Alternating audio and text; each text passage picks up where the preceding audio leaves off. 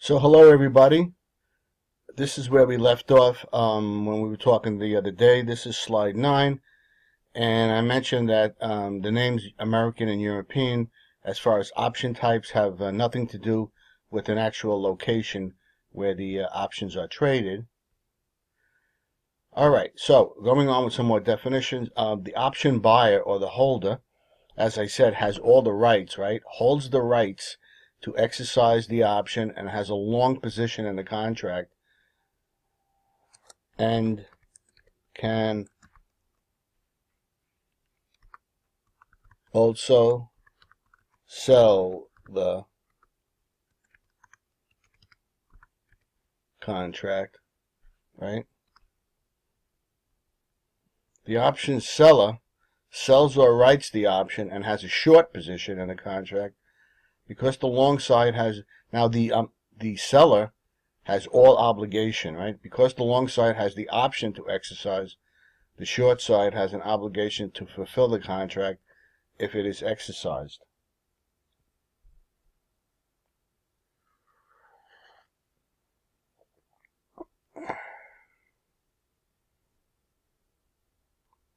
All right, so the buyer pays the writer a premium, and this is why the writer basically has writes the contract. He collects premiums, and he hopes the option, the call or put, are never exercised. All right, so options are traded on organized exchanges.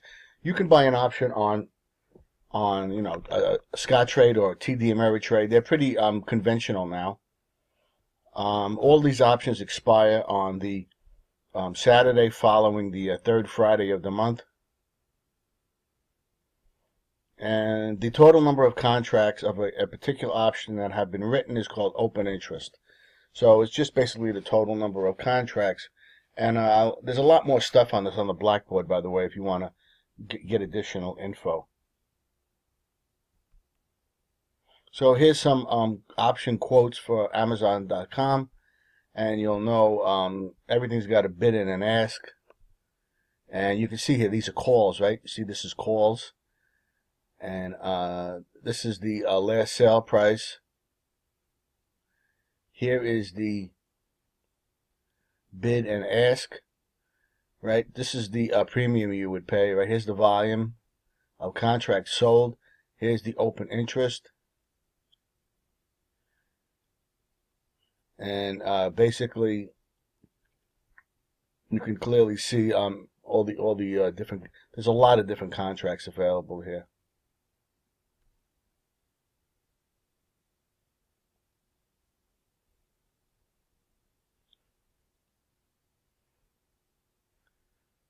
Oh, so anyway, so here's the puts, just to be clear, right? And the puts are on this side, right? And here's the puts. So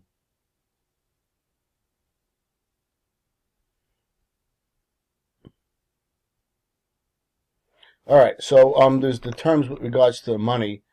So at the money describes an option whose strike price or exercise price is equal to the current stock price. That's the underlying.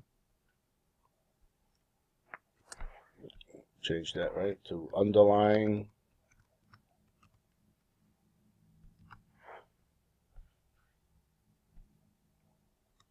In the money describes an option has got a value greater than the strike price, so you would make a profit on this, right? You're in the money, as the song says, right?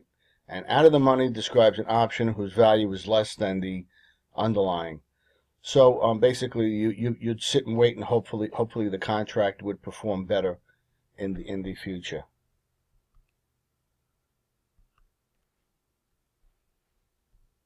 All right. So deep in the money, so means just what it sounds like. You're way in, and you're making a wonderfully nice profit. The strike and the stock price are very far apart, and you're quite happy. And similar with deep out of the money, the option has a long way to go for you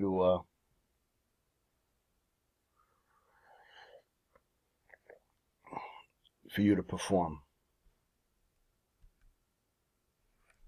All right, so just this example here. Let's see what they say. It is the afternoon of July 8th, 2009, and you have decided to purchase 10 August call contracts on Amazon stock with an exercise price of $80.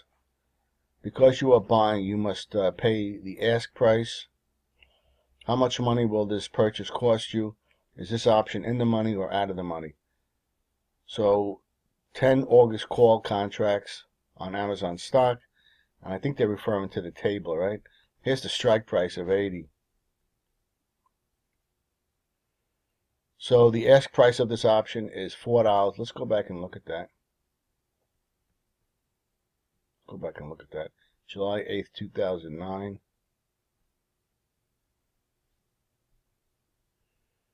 Here is July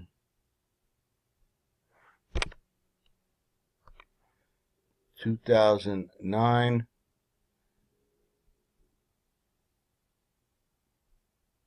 July 8th, and strike price of 80, right? Here it is. So, what did we say that was? Let's see.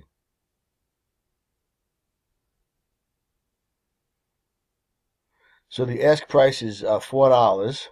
So how do we, let's look at that.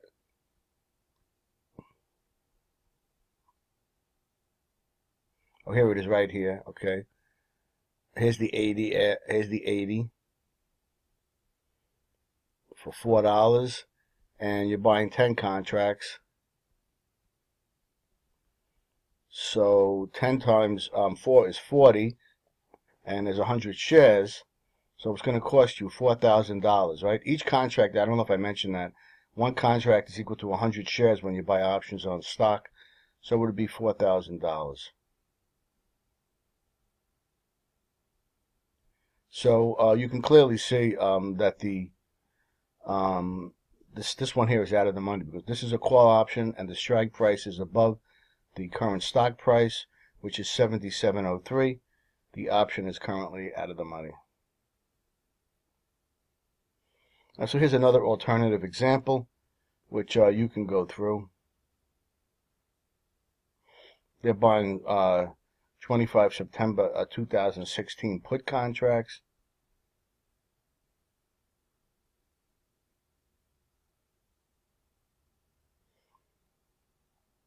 All right, and here's the solution to that. And if you have any questions on that example, you can just let me know. And as I said, it's not just stocks that you buy options on, right? You can buy options on a whole array of different things.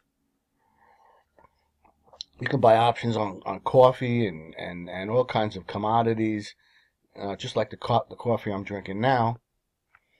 And you can buy them on indexes, right? Here they talk about the S&P 100 index and the S&P 500, options on the Dow. All right, so there's two terms that are normally used.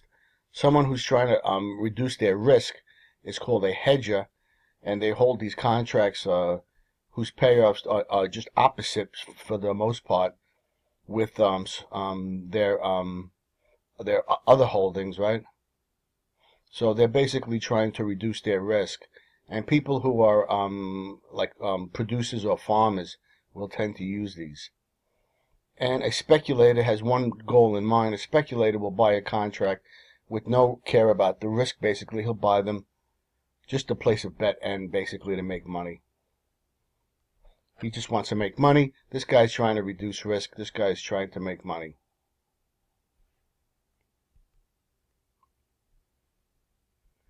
All right, so the long position, if you basically buy an option in an option contract, and specifically a call, all right, the value of a call option at expiration is equal to either nothing, it either expires, or the intrinsic, this is called the intrinsic value, okay?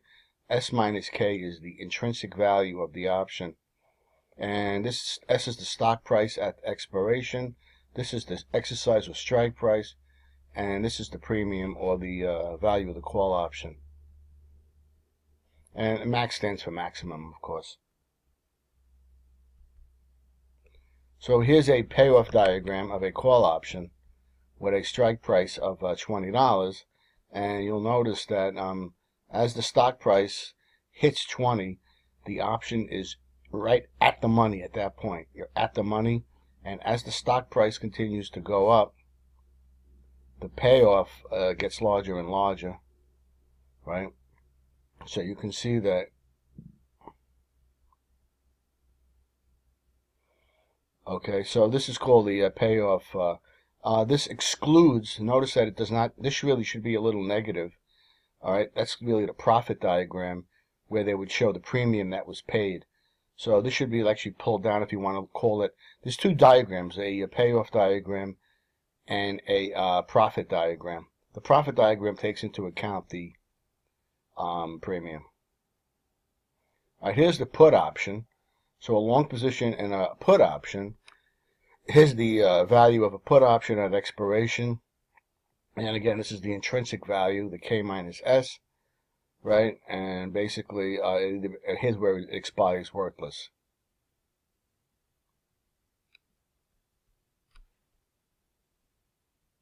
And of course, you finish, this is, you take the maximum of the two, whatever's larger. All right, so if you own a put option on Oracle, here in this example, with an X strike price of 20 that expires today, plot the value of this option as a function of the stock price, and you can clearly see the diagram for a put option. With a put option, you make a profit, as we said, if the stock goes down, right? Call option if the stock goes up.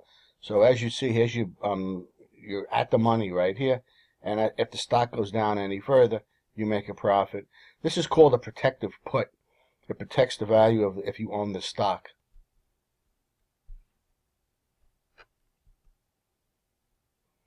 So you could own a put option on Dell. Here's another example, and you can plot that. Again, here is the diagram, and you'll notice as the stock it's going down in value, your profit, your payoff is higher. Again, it neglects the premium you paid.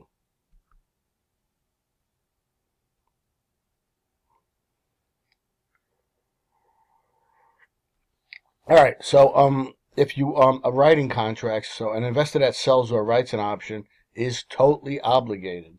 Okay, right? So I highlight this word is obligated.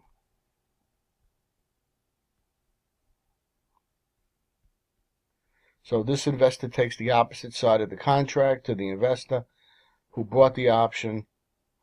So the seller's cash flows are the negative of the buyer's cash flows. It's a zero-sum game, right? One guy buys, the other guy sells. And again, the writer collects the premiums and is hoping the contract doesn't move.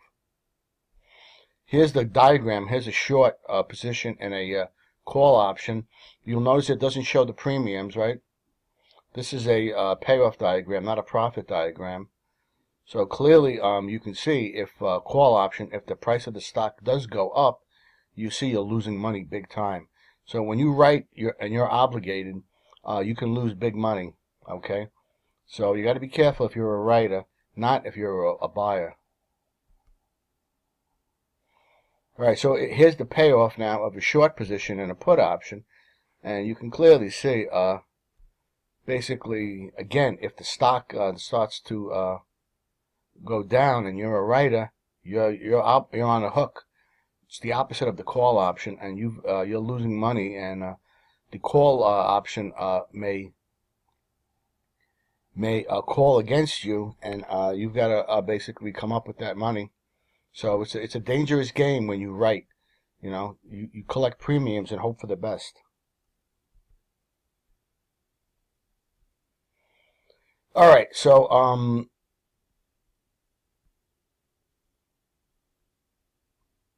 so here's where they talk about the profit diagrams, right? It could be could be negative because you paid the premium. So you always got to take the premium into account when you buy an option. It's an important thing, and that's something you've got to think about.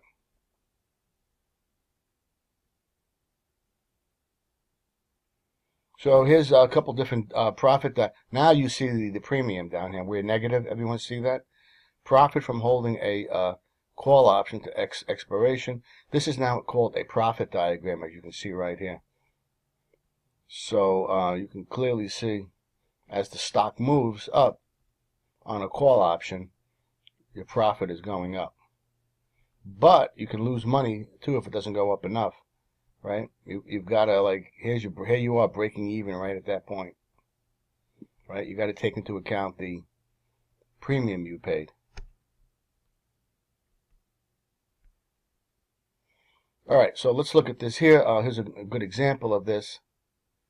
Assume you decided to purchase each of the August put options quoted in Table 21 on July 8th, and you financed each by shorting a 2-month bond with a yield of 3%. Plot the profit of each position as a function of the stock price on expiration. And basically, suppose S in this case is the stock price at expiration, K is the strike, and P is the price of each put. Then your cash flows on the expiration date will be. All right, so here's how you financed it, right? This is the option, and here's the bond, right? So the plot is shown below, and it says note the same trade-off between the maximum loss and the potential for profit as for the call option. So it's just the opposite, as you can see. But again, here you're negative, right?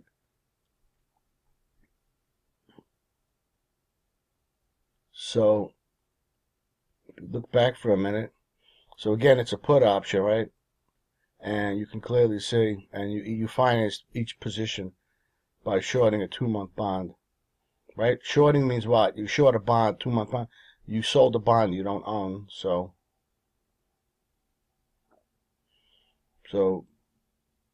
you got to pay that bond back, right? So your profit is going to be minus what that bond is. All right. So as far as losses go, so the maximum loss on a purchase call is 100% when the option expires worthless. In other words, you lose your premium. That's what they're saying here. All right. So out of the money call options are more likely they could expire worthless, right? But if the stock goes up, it will also have much higher return than an in-the-money call option. And call options have more extreme returns than the stock itself. That's basically called liquidity, right?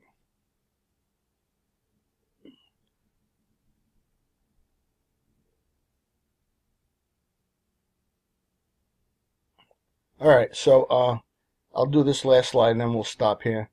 All right, so the a maximum loss on a put option, again, is the premium if it expires worthless.